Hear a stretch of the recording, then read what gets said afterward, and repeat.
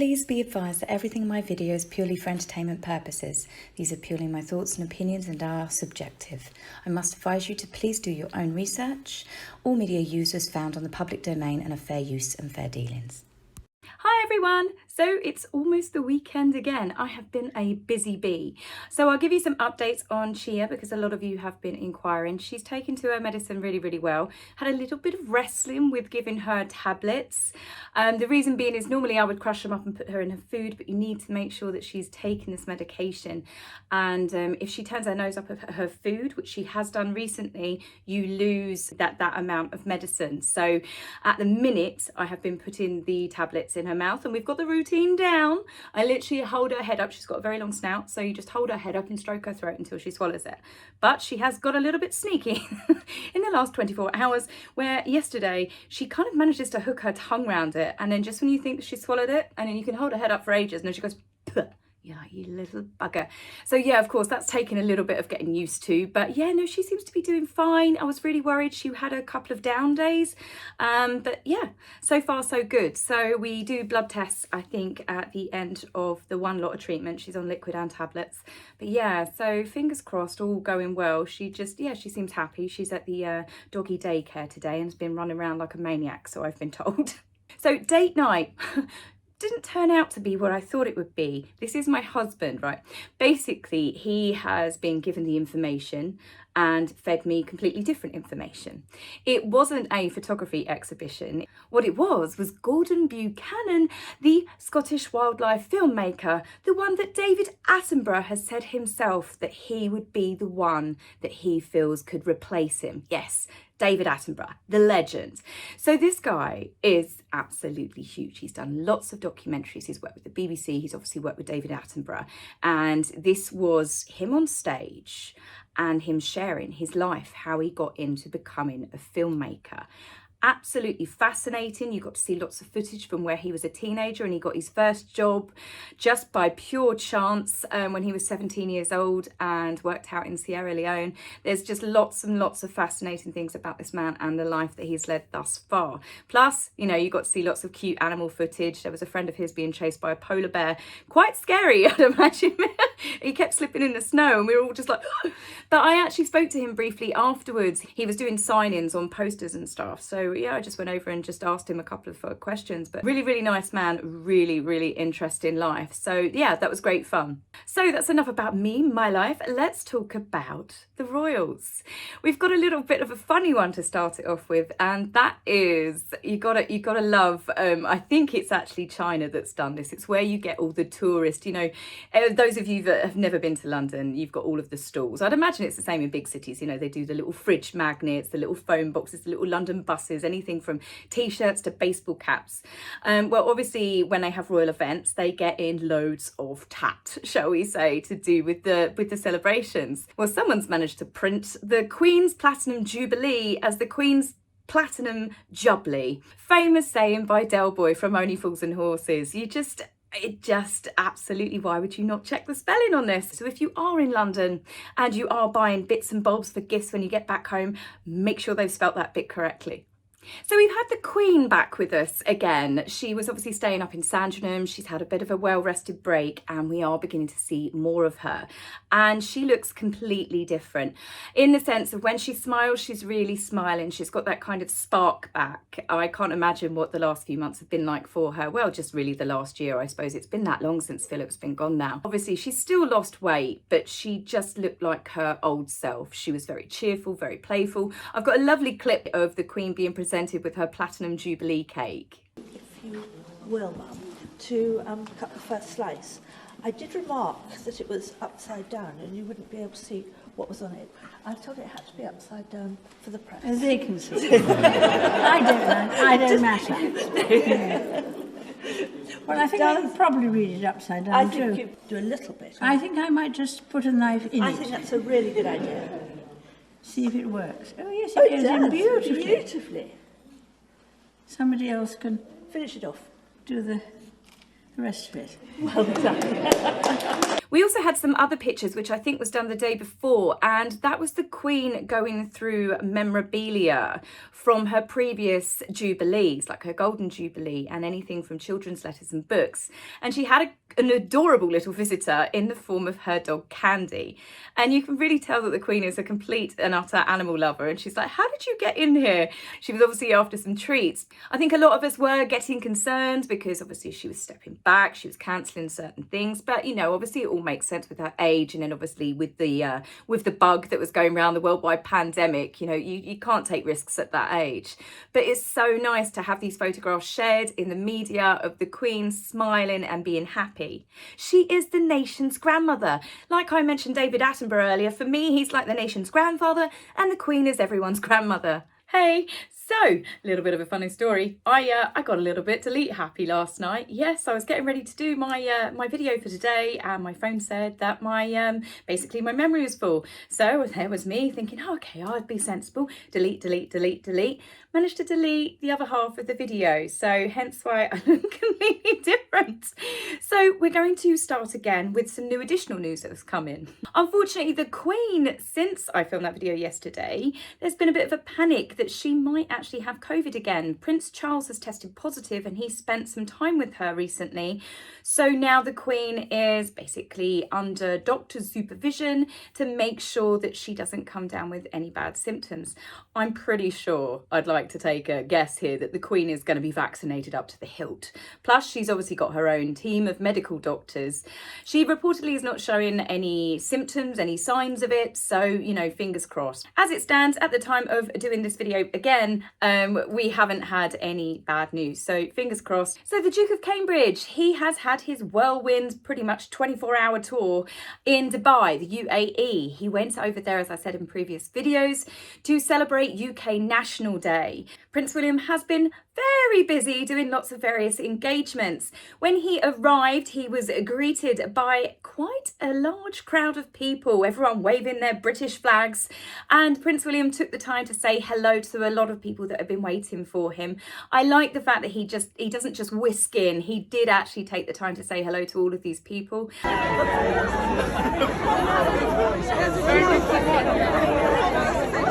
There was actually someone on Twitter that I follow, very happy she was in the crowd. So she has literally been screaming about it all over Twitter, but good for her. How exciting to get that close to one of the royals. I'm fairly a calm person when I've met celebrities before. Like I said, I went and chatted to Gordon Buchanan, but I'm not sure whether I'd have the same calm and coolness if I saw the Duchess of Cambridge or Prince William. I'd probably go all like silly Justin Bieber fangirl or something.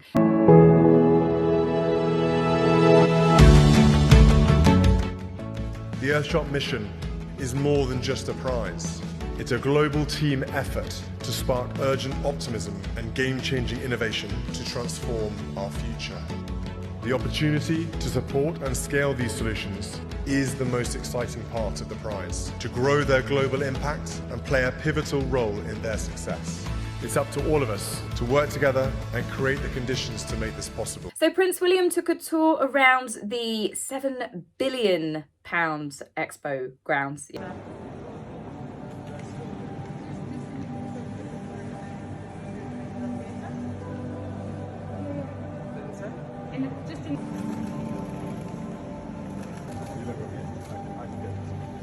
Yes, absolutely crazy money, but that is Dubai for you. I mean, it's insane the amount of money that's been out there. I've been stuck in the airport just when I've been traveling through, and you would not believe, you can just, yeah, it's a whole different world when it comes to money. Prince William took his tour alongside, and this is where we are going to try really hard first attempt with my pronunciation. Prince William was there with Crown Prince. Prince William was there with the Crown Prince, Sheikh Hamdan bin Mohammed bin Rashid. The Crown Prince, Sheikh Hamdan bin Mohammed bin Rashid Al Maktoum. He is the son of the ruler, Sheikh Mohammed. He is the son of the current ruler, Sheikh Mohammed. And I'm not going to do it again because I'm not going to attempt fate. Prince William was there for the big celebrations, which was part of UK National Day, celebrating British culture. There was a massive performance that was on where he saw performances from John Newman, the Coldstream Guards, Tom Seals, and also the Royal Philharmonic Orchestra. As you can imagine with Dubai, I'm pretty sure it was a spectacular affair. Prince William was also reunited with some of the finalists and winners of the 2021 Earthshot Prize. They were there to discuss and talk about showcase their initiatives and all of the ideas that they have come up with. The UAE is investing billions of pounds into conservation. This is also part of the reason why Prince William was there. Prince William also met with pupils from the Al Khor School. The students were there planting baby mangrove trees, which Prince William, as you can see here, was helping. This was part of the UAE's efforts to protect regional flora and fauna. He met with Sheikh Khaled to discuss the new initiatives that the country was launching to make them a leading global centre for research in environmental sustainability, conservation of not just plant life, but birds, animals, and importantly as well, the oceans and their coastlines. Let's be honest, if there is a country in the world that can plough billions into these sort of sustainable initiatives and helping to protect the environments and stuff, the UAE is the one, isn't it, to buy?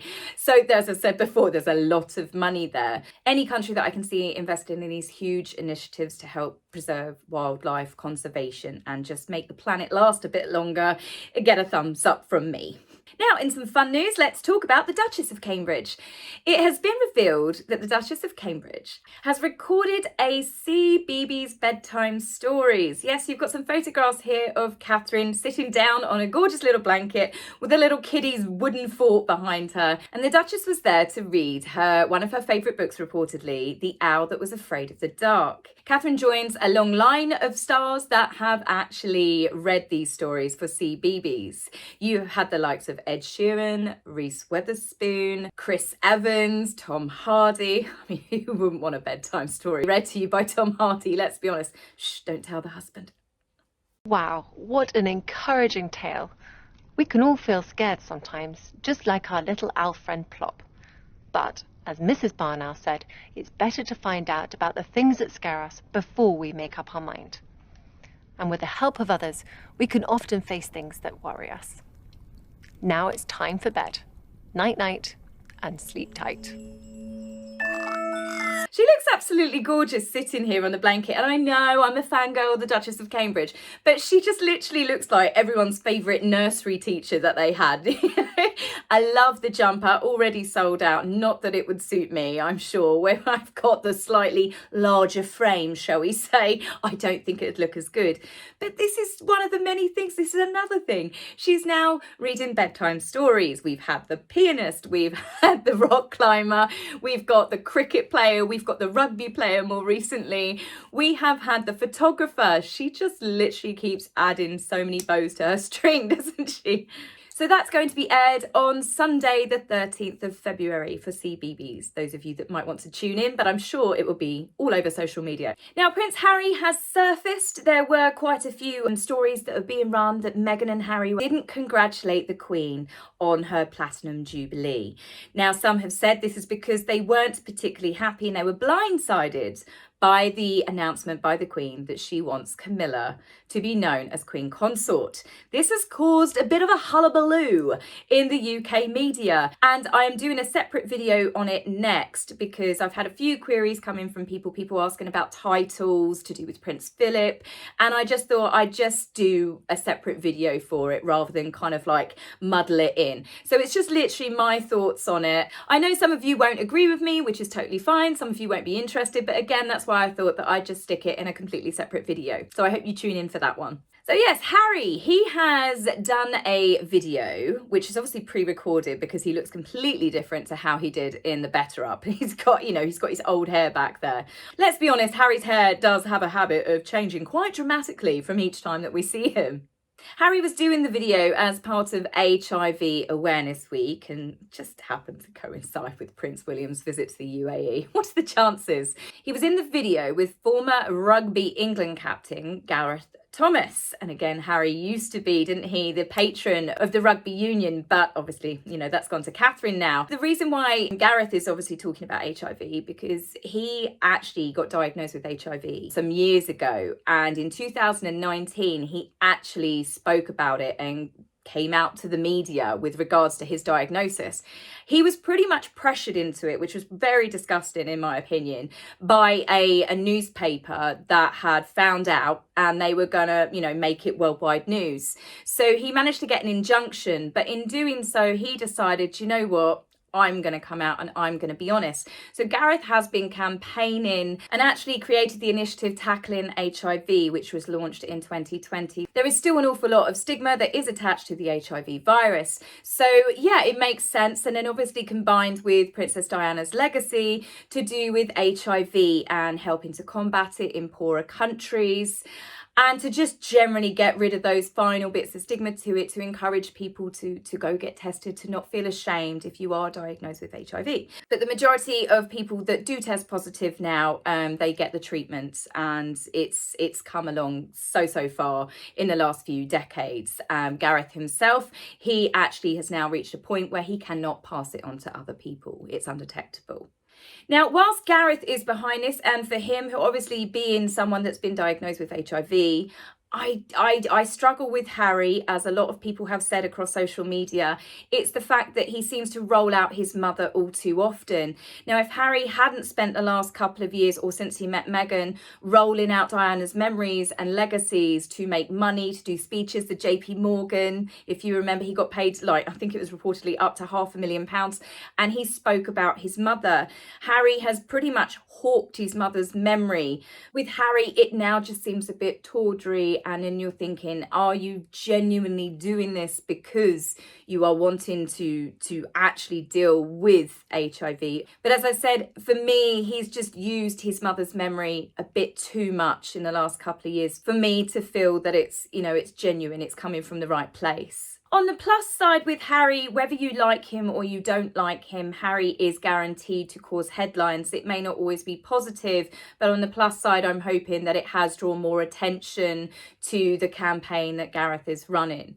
But Harry doesn't help matters by how he talks. He said that he's just a normal guy. Yeah, no, you're not, Harry. You're really not a normal guy. And it's not helped when he says things like, it's our duty. It's all of our duty to go get tested. The word duty coming from Harry's mouth, again, that leaves a bitter taste for a lot of people. It's, what does he really know about duty with everything that he's done to his family and the Queen? For Harry to be saying it's all of our duties, that is him preaching. And this is, again, what makes him very unlikable to a lot of people. We don't need to be told what we need to do with our lives.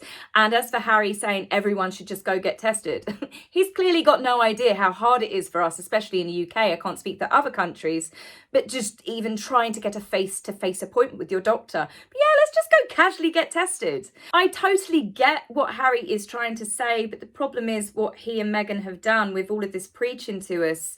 Any of us are yet to see, outside of a Zoom call and him preaching what we all must do, we're yet to see action in service and boots on the ground. Now, to finish up this video with for me, a very amusing story. Harry and Meghan's Montecito mansion has been engulfed with foul smells. Yes, their 16-bathroom mansion has been engulfed by pretty nasty fumes, and it hasn't actually come from their bathrooms, although I'm sure there's probably been a lot of toxic hot air that has been expelled in that mansion since the Queen announced she wished for Camilla to be known as Queen Consort. The fumes are actually coming from the Andre Clark Bird Refuge, which is not too far from them in Santa Barbara.